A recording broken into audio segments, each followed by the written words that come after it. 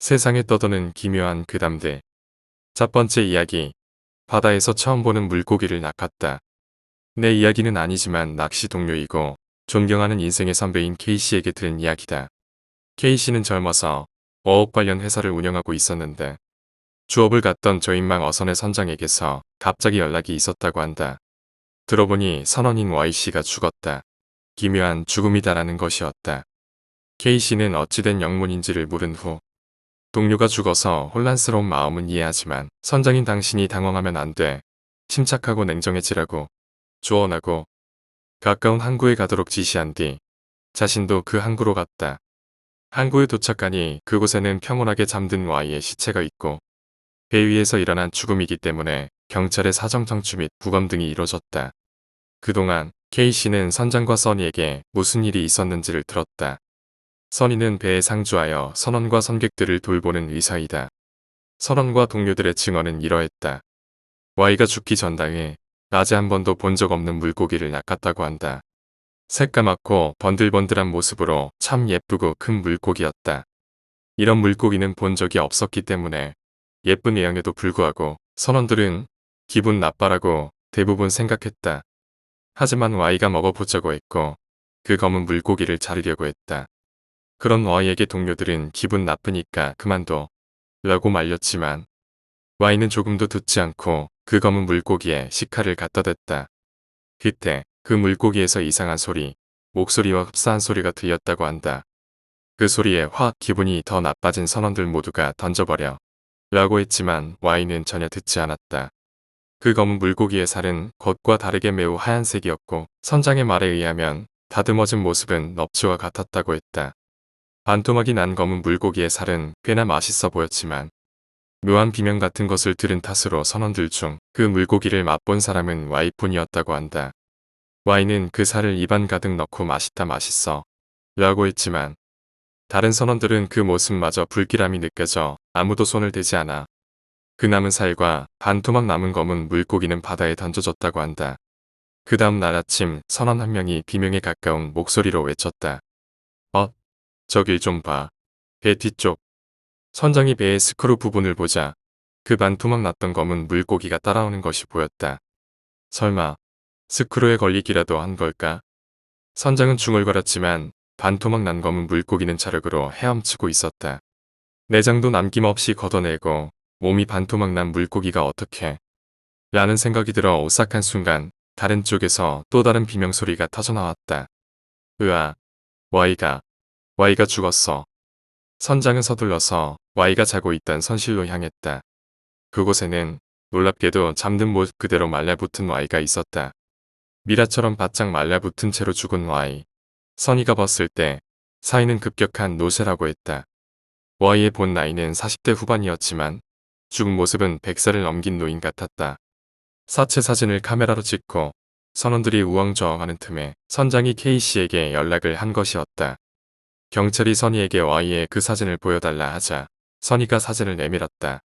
그때 K씨도 함께 봤다고 했는데 함께 본 사람들은 모두 하나같이 이건 이집트의 미라가 아닙니까? 라고 했을 정도로 그 시체는 말라붙어 있었다고 한다. 하지만 항구에 돌아온 Y의 시체는 잠든 모습 그대로 깨끗한 상태였다.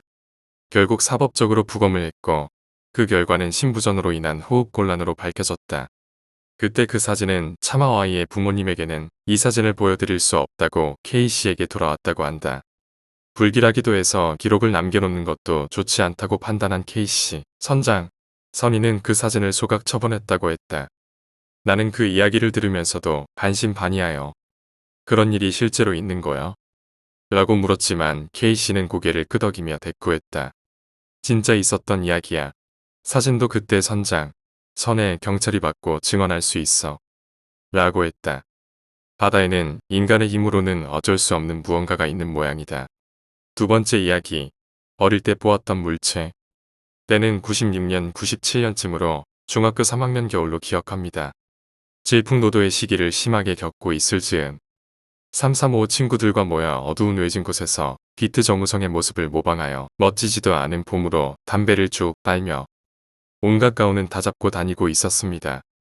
그 당시 경찰차만 봐도 경기 일으켰던 그때 무리지어 있던 친구들 근처에서 사이렌 소리가 들었습니다. 야 거기서 만나 하고 질럿 발없이 된 것처럼 겁나 도망치기 시작했어요. 저와 제 친구 한농, 우리는 이리저리 달려가다 어느 아파트 옥상으로 올라갔었죠. 그곳에서 담배 한 대 피워가며 조용해지길 기다리고 있었어요. 시간이 아마 30분 정도 흘렀을까. 멀리 경찰차 한 대가 번쩍이며 지나가더군요. 오늘은 늦었으니까 내일 보자라는 친구 말에 동의하고 옥상에서 내려오는데 갑자기 옥상 내려오는 계단 첫집 바로 앞에 중절모를 쓴 사람 형상이 있더군요. 친구와 저는 도둑이 제발 저린다고 안녕하세요 한마디를 떨면서 내뱉었고요. 그 형상은 말 한마디 대꾸도 없었죠. 어둠에 눈이 익숙해질 때쯤 손으로 더듬거리며 센서등 버튼을 찾아 눌렀고 그 순간 눈앞에 있던 형상은 흔적도 없이 사라졌습니다. 친구도 그 형상을 같이 본 거죠. 둘이 놀라 자빠지지 않아서 다행입니다. 아파트가 높지 않은 곳이었고요. 대략 6층 정도 되었어요. 그곳에서 미친 듯이 뛰어내려오기 시작했어요. 놀란 마음 진정시키고 그게 뭐였을까 하고 친구와 얘기를 했지만 일단 너무 늦었으니 내일 보자 하고 헤어졌습니다. 그 다음날 그 아파트 그 동 그 호 앞에 노란 불빛에 상이라는 글자가 걸려 있더군요. 저희가 본 건 도대체 뭐였을까요?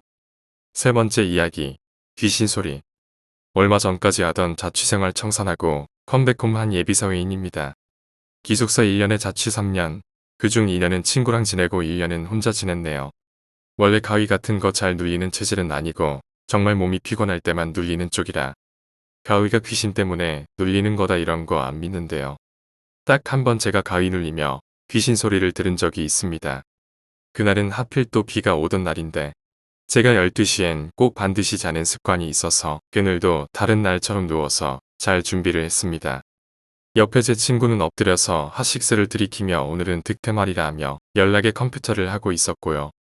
새벽 2시쯤인가 몸을 뒤척이려는데 움직이지 않더군요.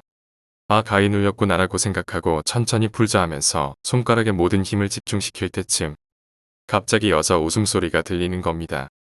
처음에는 옆방 여학생이 친구 데리고 와서 노는 소린 줄 알았는데 바로 귀 옆에서 히히하는 소리가 들리더군요. 정말 바로 귀 옆에서요. 문득 이거 천천히 풀면 좆되겠다라는 생각이 들어서 필사적으로 풀려고 온 힘을 쏟아부었습니다. 그랬더니 갑자기 여자 웃음소리가 끊어지면서 팔이 움직이기 시작하더군요. 아 잘됐다 싶어서 그때 그냥 일어났어야 했는데 그냥 또 자버린 겁니다. 바로 다시 가위에 눌리더군요. 이번엔 정말 아무 감각 없이 저한테 몸만 있는 기분. 그 상태에서 목에 뭔가 감기는 느낌이 들더군요. 필사적으로 옆에 친구에게 제발 나 깨워달라고 소리를 지르려고 의문하면서 소리를 냈는데 이놈이 쳐다보지도 않는 겁니다. 귀 옆에서는 또 여자 웃음소리가 들리는데 이번엔 한 마리가 아닌 것 같더라고요. 정말 무서웠습니다. 눈을 뜨면 제 귀 옆에 무언가가 있을까봐 꼭 감은 채로 다시 친구 쪽으로 고개를 돌려서 소리를 질렀습니다. 그럼에도 제 친구는 게임 중이었습니다. 나중에 알고 보니 제가 진짜 파라오처럼 그냥 고개 천장을 보고 자고 있었다는 것이었습니다. 제가 고개를 돌려서 신음소리를 냈다고 했지만 끌리지 않았다며 제가 정말 깊게 잤다고 말했습니다. 가위는 여러 번 눌려봤지만 그렇게 소름 끼치는 소리는 처음이었습니다. 정말 어떻게 표현해야 할지 방법이 없네요. 여자 웃음소리가 히히하며 들렸는데 제가 본 가위 푸는 방법을 모두 사용했지만 전혀 효과가 없었습니다. 제 몸이 빼앗기는 것은 아닌가 싶은 순간 가위가 풀렸습니다. 순간적으로 온몸에 땀이 흘렀고 운동한 것처럼 온몸이 산뜻했다가 가위가 풀리자마자 온몸에 땀이 싹 젖었습니다. 그렇게 친구에게 질책하고 시계를 보니 새벽 5시였습니다. 3시간 동안 가위에 눌렸던 것이었군요. 그 이후로 제가 잘 때 가끔씩 조금만 봐달라고 친구에게 부탁했습니다. 가위 같은 건 무서워하지 않았는데 그 여자의 소리 때문에 지금도 소름이 끼칩니다. 다음에 또 눌린다면 그때는 그 여자에게 좀 조용하라고 해봐야겠네요. 네 번째 이야기, 유체 이탈. 여러 해가 지난 얘기이지만 여전히 서늘하게 느껴져서 조심스럽게 얘기를 해보겠습니다. 그 시절은 약 10여 년 전이었고 우리 가족은 외진 동네의 오래된 맨션에서 살았습니다. 해가 잘 들지 않고 습기가 많아서 바퀴벌레도 많이 있었어요. 제 몸이 조금 약한 편이라 가위 눌림과 같은 경험을 자주 했었죠. 이상하게도 그 맨션에 살면서 자주 그런 경험을 한 것 같습니다. 얼굴 없는 귀신이 문을 열고 들어와서 한참을 응시한 뒤 벽 속으로 사라진다거나 시끄러워서 잠을 깼을 때 제 가슴 위에서 이상한 형체의 아이들이 뛰어논다거나 심지어 낮잠 중에도 그랬어요. 시커먼 형체의 무언가가 둘이나 나타나 제 양다리를 하나씩 잡고 제 혼을 빼내려는 듯한 짓까지. 물론 이게 전부 가위 눌림이라 믿고 싶습니다. 유체 이탈도 여러 번 경험했는데 경험자들이 말하듯 정말 천장에서 제가 내려다 보이더군요. 무섭기보단 신기한 경험이었죠. 여경제는 괜찮았습니다. 어느 날 제 남동생이 거실에서 TV를 보다 잠들고 전 제 방에서 새벽 늦게까지 컴퓨터를 하고 있었죠. 그런데 그 새벽에 땀범벅이 된 제 동생이 제 방에 들어와 막 절 때리는 겁니다. 말도 할 정신없이 여기저기 주먹질을 했습니다. 전 동생이 미쳤나 했죠. 한참을 숨을 고른 뒤 동생의 말에 온몸이 굳어버렸습니다. 말인즉슨 자기가 자고 있다 눈을 떴는데 가위가 눌렸다고 했습니다. 그런데 베란다 쪽에 저승사자 같은 문 하나가 자신을 보며 알 수 없는 소리로 중얼거리며 무슨 책 같은 거에 자기 이름을 적고 있었답니다. 바로 헐레벌떡 일어나 제 방에 뛰어들어와 제 등을 치며 도와달라고 했답니다. 그런데 저는 컴퓨터만 했던 거죠. 소름 돋는 건 가위가 눌렸던 뭐든 제 동생이 제가 그 새벽에 컴퓨터를 하고 있는지 어떻게 알고 있었냐는 겁니다. 물론 다시 깨어나서 제가 도움을 주지 않았다고 보복을 하러 제 방에 왔을 때도 컴퓨터를 하고 있었지만 정황상 제 동생의 정신이 그런 상황까지 인지할 만큼의 정상적인 상태가 아니었다는 겁니다. 아무튼 살도 닿기 싫어하고 저랑 한 공간에 있는 걸 정말 싫어하는 놈이 제 침대에서 부딪히고 자는 것까지 감수한 걸 보면 적어도 거짓은 아니었던 것 같아요. 그 이후로도 그 집에서 안 좋은 일 투성이었죠. 전세금도 뜯기고 낡은 건물이라 물이 새고 겨울에는 동파되고 하수구는 역겨운 우물이 역류하고 결국 이사를 가게 되었고 후로 그 건물터가 예전에 물줄기가 흐르는 묘지였다는 얘기를 들었습니다. 또 한 번 진절머리 나는 악연의 끝을 들었습니다. 여기에 다 하지 못한 말이 참 많지만 비과학적인 일들을 겪으면서 정신적인 스트레스로 사회생활도 몇 년 못하게 돼버렸으니까요. 5번째 이야기, 의문의 죽음. 제 친구는 인천의 모 사단에서 행정병으로 복무했었습니다. 그래서 그런지 부대 내에서 일어난 사건, 사고의 개요나 일지를 심심하면 확인하고는 했었답니다. 그런 친구가 어느 날 야간 당직 근무 중 90년대 중반에 일어난 원인 불명의 자살이라는 짤막한 한 줄의 기록만 남긴 부대에서 일어난 어느 병사의 죽음에 관한 사건을 보게 되었습니다.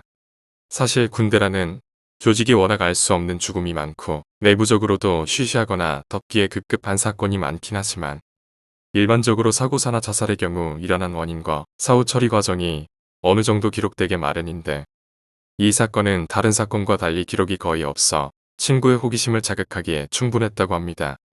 그날로부터 친구는 궁금증을 해소하기 위해 부대에서 오래 근무했다는 친한 간부와 선임들을 대상으로 PX 냉동, 사제 담배 등의 뇌물로 알아내려 부단히 노력했지만 모두 너무 오래전 일이라 모른다는 대답이 대다수여서 허탕만 쳤다고 하네요. 그러던 어느 날 정말 뜻밖의 인물과 장소에서 사건의 내막을 알게 됩니다. 바로 대대 주임 원사로부터 말이죠.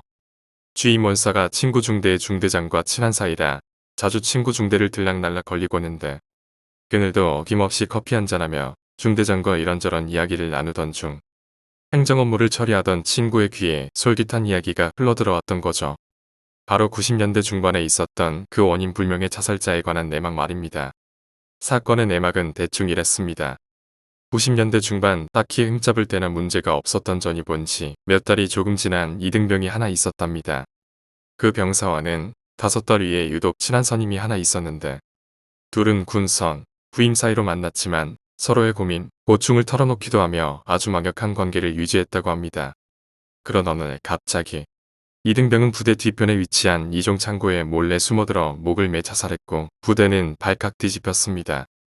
상급 부대에서 조사반이 내려와 자살의 원인과 내막을 규명하기 위해 부대 내 구타 및 폭언 등 부조리 등을 중점으로 수사를 벌였지만 뚜렷한 원인이 밝혀지지 않았고 나중에는 그 친했다던 선임도 조사 대상에 올라 선임이 쓰던 일기장까지 참고 자료로 활용되었답니다. 그 과정에서 일기장 내용에 아주 놀라운 기록이 발견되었고 아래는 죽은 이등병의 선임이 이런 내용으로 일기를 썼을 거라는 추측과 함께 각색해서 적어 옮겨보겠습니다. 1995년 엑소월 X의 수요일. 정말 이상한 꿈을 꿨다. 너무나 찝찝하다. 꿈의 내용은 이렇다. 난 평소처럼 대대보수 작업 일과를 맡고 있었고 한참 작업에 몰두하고 있는데 저 멀리 기둥로로부터 병수가 미친 듯이 헐레벌 뛰어오는 게 보였다. 가까이 와서 보니 땀까지 뻘뻘 흘리고 있었다.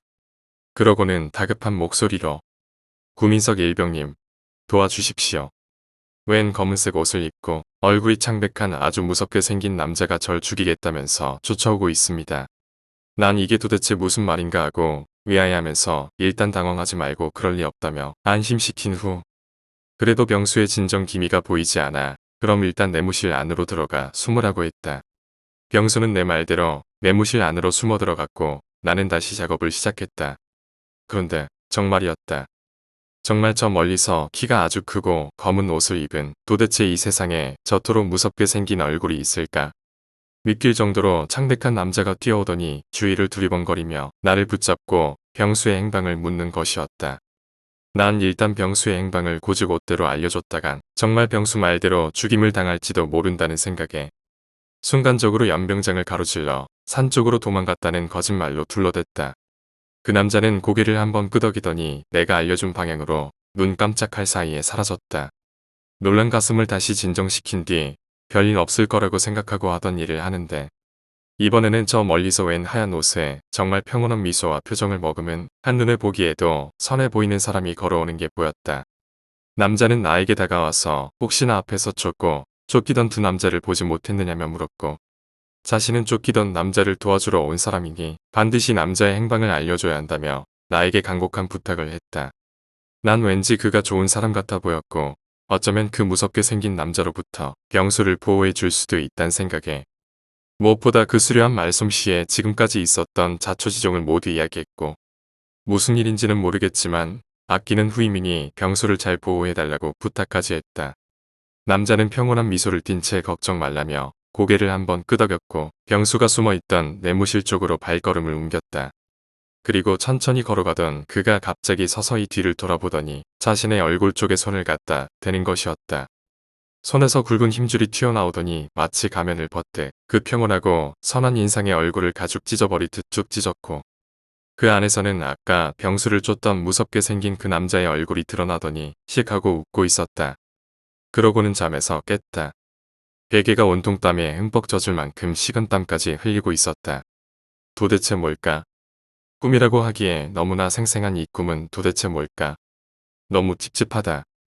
대충 이런 식의 일기 내용이었다고 합니다.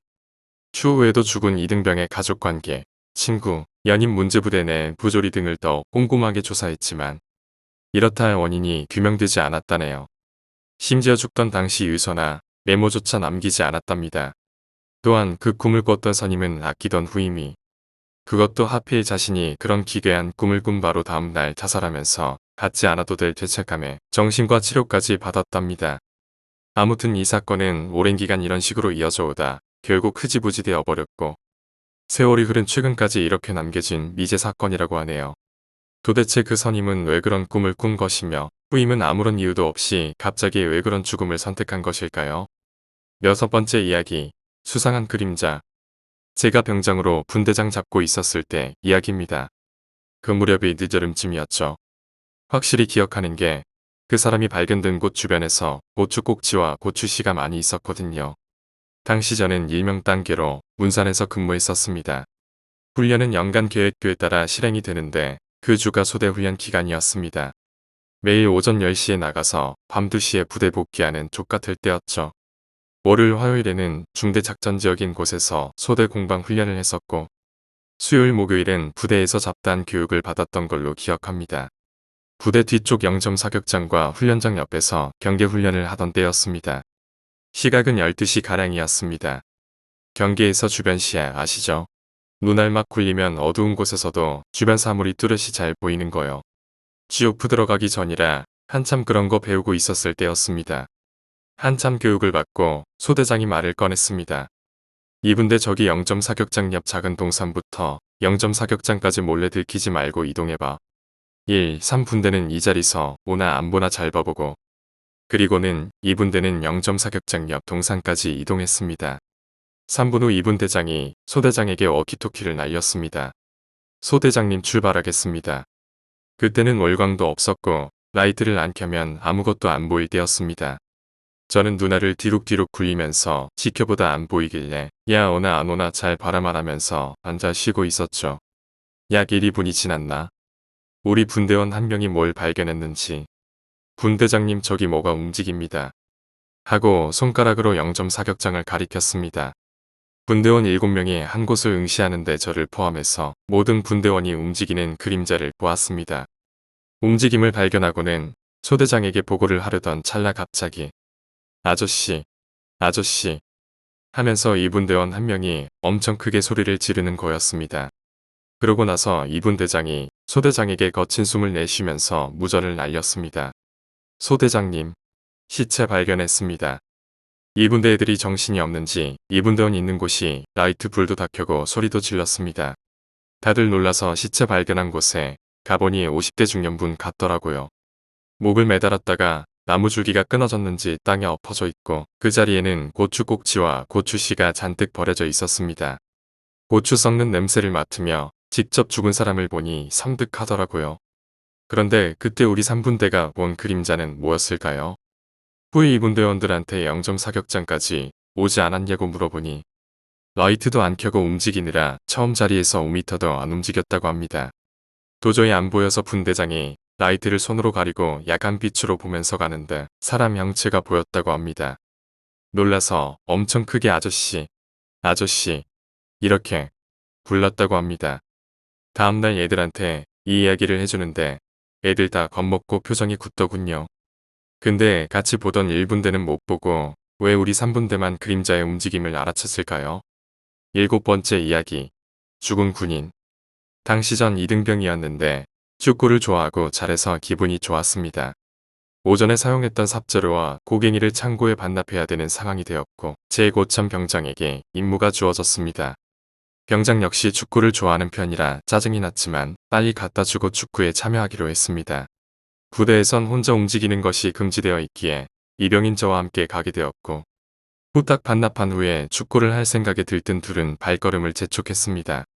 창고와의 거리는 꽤 되었습니다. 도보로 약 10분. 외진 곳에 있었고 그곳은 그 창고를 이용하려는 목적이 아니면 갈 곳이 아니기 때문에 지나가는 사람도 없었습니다. 삽과 고갱이를 창고에 넣어두고 열쇠로 잠그고 후다닥 축구에 투입하기 위해 발걸음을 서둘렀습니다. 중간쯤 가고 있을 때 약 100m 전방에 어떤 군인이 걸어오고 있었습니다. 가까이 오면 올수록 이상해 보였습니다.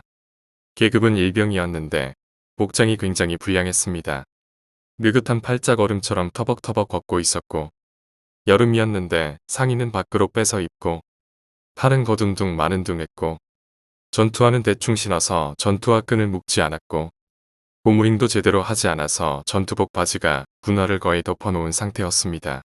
우리 부대는 이를 예비군 패션이라고 했는데 아무리 병장들도 그러고 다니진 않았습니다. 그런데 더 이상한 건 우리를 보고 비실비실 기분 나쁘게 웃고 있는 겁니다.